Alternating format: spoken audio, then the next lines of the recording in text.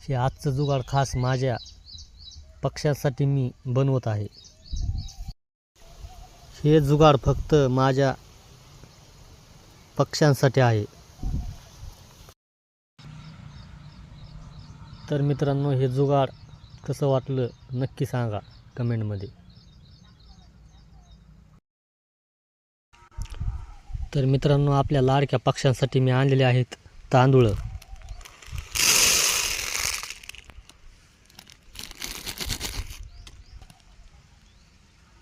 तर मित्रांनो, मी आणलेले आहेत गहू पक्ष्यांसाठी.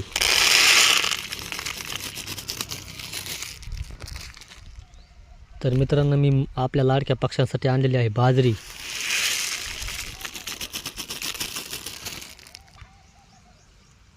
तर आता हे झालेलं आहे त्यांचं खाण्यासाठी व्यवस्था.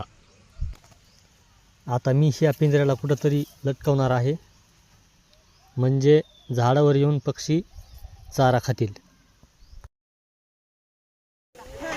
तर मित्रांनो, ही झालेली आहे पक्ष्यांसाठी खाण्याची व्यवस्था.